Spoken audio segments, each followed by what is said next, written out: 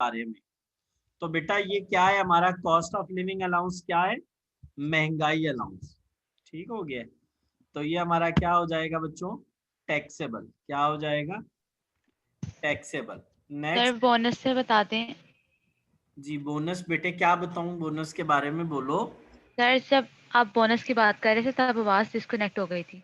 हाँ बेटे देखो ना, समझ नहीं। अपने एम्प्लॉयर की तरफ से जो बोनस मिलता है वो टैक्सेबल होता है। बेटे बोनस किसको मिलता है, एम्प्लॉई को, किसकी तरफ से, एम्प्लॉयर की तरफ से, तो वो टैक्सेबल होता है। क्या होता है बच्चे, टैक्सेबल होता है। कमीशन भी एम्प्लॉयर को एम्प्लॉई की तरफ से मिलता है, एम्प्लॉई की तरफ, एम्प्लॉई को एम्प्लॉयर की तरफ से मिलता है। कमीशन भी एम्प्लॉई को एम्प्लॉयर की तरफ से मिलता है तो वो भी टैक्सेबल होता है। और बेटा नेक्स्ट हमारे पास है कि जो बेटे क्या मैंने बताया था सर, आपने ये बताया था कि कमीशन टैक्सेबल होता है, cost of living allowance sir, महंगाई अलाउंस वो भी टैक्सेबल होता है। अच्छा नेक्स्ट बेटा सर, नेक्स्ट है डियरनेस अलाउंस।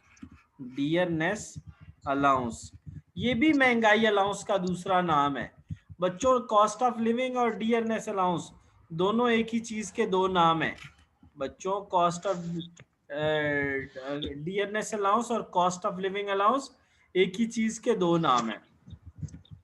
ओवरसीज अलाउंस, बेटा ओवरसीज अलाउंस जो होता है वो टैक्सेबल होता है। नेक्स्ट बच्चों सर, नेक्स्ट है रिसर्च अलाउंस। रिसर्च अलाउंस, अच्छा मैं आपको मजे की बात बताऊं, जिसके साथ भी अलाउंस लिखा होगा वो टैक्सेबल होता है। क्या बेटा, जिसके साथ भी अलाउंस लिखा होगा वो टैक्सेबल होगा। Excuse me sir. बेटा सर ये जो ओवरसीज अलाउंस है ये क्या होता है? बेटे जब एक बंदा जो गवर्नमेंट में काम करता है ना, हुकूमत पाकिस्तान में, उसको वो बाहर लगा देते हैं, किसी बाहर मुल्क में सफ़ीर बना के भेज देते हैं। तो बेटे वहाँ पे जो उसकी वहाँ पे जाने का अलाउंस मिलता है ना, कि आपने अपना कंट्री छोड़ा हुआ है मुल्क के लिए, तो आपको एक्स्ट्रा पैसे मिलेंगे, उसको कहते हैं ओवरसीज अलाउंस। ठीक है बेटे, ओके सर, थैंक यू। जितना दूर होगा ना बेटे उसको उतना अलाउंस मिलता है उसको, यानी वो बाहर है ना बेटा, तो बाहर के कंट्री में है तो वो उसको क्या मिलेगा, ओवरसीज अलाउंस मिलेगा। ठीक है बेटे। सर डियरनेस अलाउंस कौन सा होता है? बेटे वो मैंने दोनों बताए हैं कि दोनों एक ही चीज के नाम है, कॉस्ट ऑफ लिविंग और डियरनेस, महंगाई अलाउंस। आप डियरनेस के उर्दू में मतलब देखना ना, तो महंगाई होता है, महंगाई होता है। ठीक है बेटे।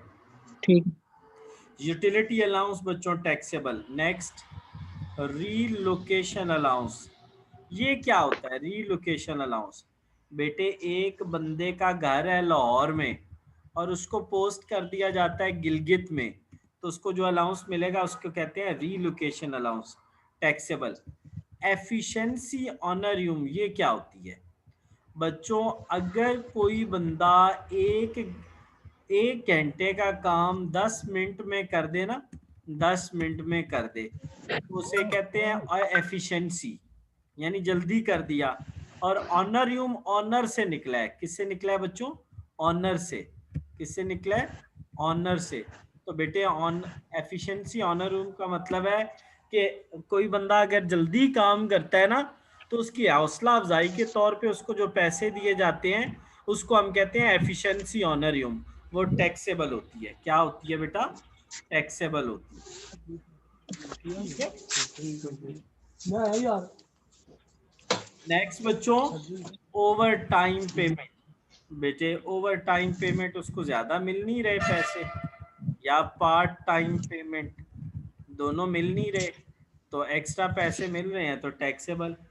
नेक्स्ट बेटा क्वालिफिकेशन पे, क्वालिफिकेशन पे या एम फिल, पीएचडी अलाउंस और पीएचडी अलाउंस, यानी एक बंदे की क्वालिफिकेशन आम आदमियों से ज्यादा है जो उसके साथ काम करते हैं, तो उसकी तनख्वाह थोड़ी सी ज्यादा होगी बाकियों से।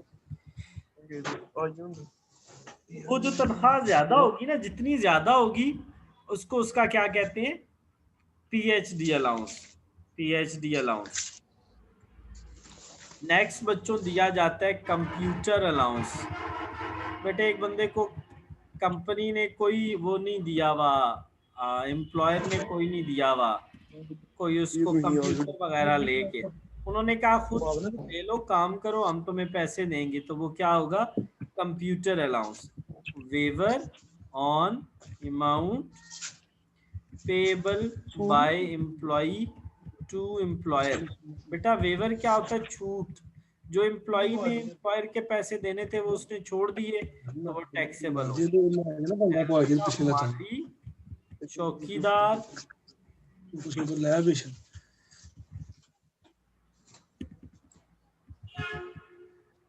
चौकीदार, कुक, ड्राइवर, स्वीपर